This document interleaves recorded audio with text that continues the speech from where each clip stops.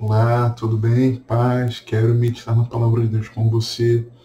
Um texto da nossa leitura de 6 de março, cuja meditação no dia foi em Lucas 9 e também Levítico 14:15. Abra sua Bíblia comigo, por favor. Lucas 19, Evangelho de Jesus segundo Lucas, capítulo 9, versículos 27 a 31. Diz-nos assim a santa e poderosa palavra de Deus. E em verdade vos digo que dos que aqui estão, alguns há que não proverão a morte até que vejam o reino de Deus. E aconteceu que quase 8 dias depois destas palavras, tomou consigo a Pedro, a João e a Tiago, e subiu ao monte a orar. E estando ele orando, transfigurou-se a aparência do seu rosto, e a sua roupa ficou branca e muito resplandecente. E eis que estavam falando com ele 2 homens, que eram Moisés e Elias, os quais apareceram com glória, e falavam da sua morte, a qual havia de cumprir-se em Jerusalém.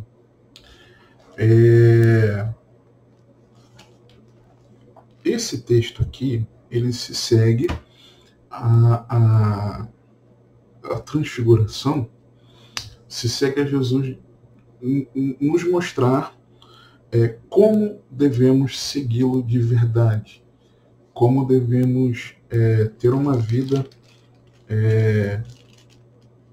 de um discípulo de Cristo, né? Como segui-lo. Nós vemos no contexto do capítulo 9, daqueles que conhecem Jesus por notícias, nós vemos aqueles que têm conhecimento, isso, caso que de Herodes, né? Versículos 7 a 9, um conhecimento genérico, impessoal, interesseiro da multidão. Falarei um pouco mais da multidão, uma reflexão de alguns dias depois desse que eu estou gravando, né? Estou gravando no dia 6. Vou falar um pouco mais sobre a multidão, ainda aqui em Lucas. E depois, a partir do versículo 18, né? Vemos uma proximidade daqueles que têm intimidade, comunhão. E Jesus fez a pergunta, e vós, quem dizeis que eu sou? E o Pedro tem a revelação de quem é Cristo. E aí, quando nós olhamos para esse texto aqui, no verso 27, quando Jesus ele diz de que alguns que ali estavam, se referindo a Pedro, João e Tiago, não provariam a morte até que eles vissem o reino de Deus, ou seja, até que eles tivessem um vislumbre da glória do reino de Deus. Jesus transfigurado, um Cristo ali glorioso, naquele momento, um vislumbre, a manifestação de Deus falando, a nuvem que desce gloriosa e Deus falando a eles, e o aparecimento de Moisés e Elias. Eu entendo claramente que aqui é sim Moisés e Elias. Eram Moisés e Elias ali. Só que aí eu não quero focar nem na transfiguração de Jesus em si, nem nesse vislumbre do reino de Deus como um todo, de como Pedro ficou sem saber o que fazer, e que Pedro dá esse testemunho depois numa das suas cartas, e aquilo para ele foi mais uma comprovação de que Jesus era o Cristo, de fato, Filho de Deus, Deus que se fez homem, né? Para nos salvar. E depois dele ter recebido aquela revelação, né, do Pai. E aí eu quero focar em Moisés e Elias. Por quê? O que isso tem a ver com o título da nossa meditação? A glória do Antigo Testamento. Porque quando a gente vê Moisés e Elias apareceram em glória, os quais apareceram com glória. Apareceram com glória porque isso se tratava já de um vislumbre do corpo glorioso que os salvos terão na eternidade. Creio que sim também. Mas, quando eu vejo Moisés e Elias em glória, falando da sua morte, da morte de Jesus, que havia de se cumprir em Jerusalém, eu penso na glória do Antigo Testamento. A glória das Sagradas Escrituras, no que para nós é o Antigo Testamento, e que para os judeus, naquele momento, era a Bíblia deles. E aí, pensando nisso, eu consigo, ao longo da nossa meditação pelos livros do Antigo Testamento, estamos em Levítico, nós conseguimos ver que no Antigo Testamento nós encontramos fundamentos e ensinos que são aplicáveis à nossa caminhada de fé. O Antigo Testamento, ele é glorioso porque toda a Escritura é inspirada por Deus e a Bíblia é gloriosa, certo? O Antigo Testamento é glorioso porque não devemos ferir a unidade da Bíblia. Eu não posso achar que o Novo Testamento é majestoso e o Antigo Testamento não, senão vou ferir a unidade das Escrituras. O Antigo Testamento é glorioso porque ele é fonte de conhecimento sobre as origens, sobre a aliança, sobre quem Deus é.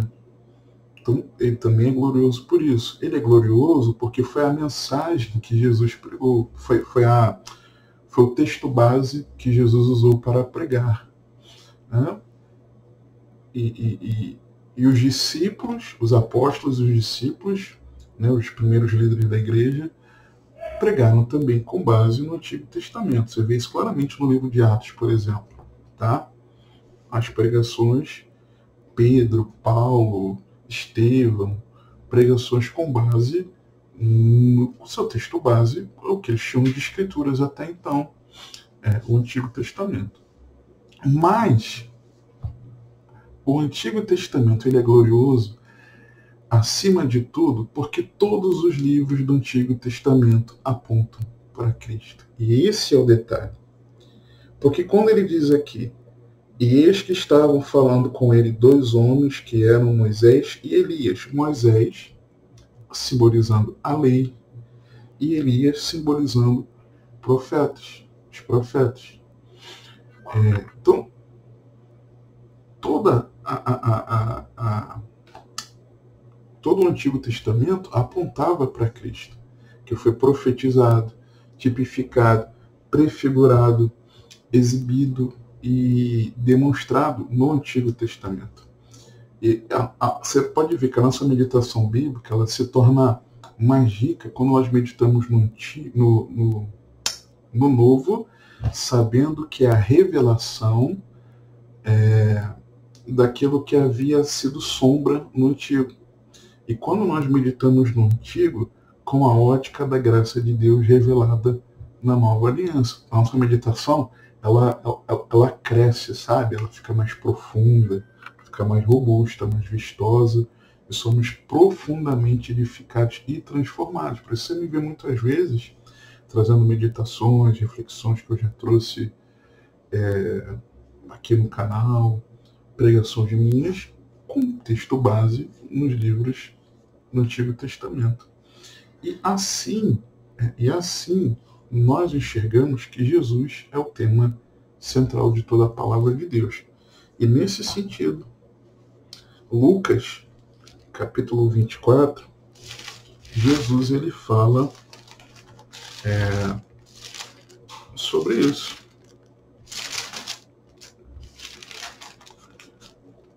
Versículos 25 a 27. Falando com os discípulos no caminho de Emaús. E ele lhe disse: honestos e tardos de coração, para crer tudo o que os profetas disseram, porventura não convia que o Cristo padecesse estas coisas e entrasse na sua glória? E começando por Moisés e por todos os profetas, explicava-lhes o que dele se achava em todas as Escrituras. E o que Jesus disse para eles que Moisés e os profetas estavam dizendo? Que convinha que o Cristo padecesse e aquelas coisas, o sofrimento, a sua morte, e entrasse na sua glória. É disso que, quando Moisés e Elias apareceram, eles estavam conversando, os quais apareceram com glória, simbolizando a escritura que foi revelada até então ali em glória, revelando a morte que havia de se cumprir em Jerusalém. Você está entendendo? Depois, versos 44 a 47. E disse-lhes: são estas as palavras que vos disse, estando ainda convosco, que convinha que se cumprisse tudo o que de mim estava escrito na lei de Moisés e nos profetas e nos salmos. Então abriu-lhes o entendimento para compreenderem as Escrituras. E disse-lhes: assim está escrito, e assim convinha, que o Cristo padecesse, ao terceiro dia ressuscitasse dentre os mortos, e em seu nome se pregasse o arrependimento e a remissão dos pecados em todas as nações, começando por Jerusalém. Onde estava escrito isso? No glorioso Antigo Testamento. E é o que eu vejo simbolizado aqui em Moisés e Elias, que apareceram com glória, falando da morte de Jesus, que aconteceria em Jerusalém. Né? Então, não despreze o Antigo Testamento, leia-o, medite nele, e que isso enriqueça a sua compreensão das Sagradas Escrituras. Amém? Que o Senhor te abençoe e te guarde, que Ele te conduza e governe a sua vida, porque você tem acesso.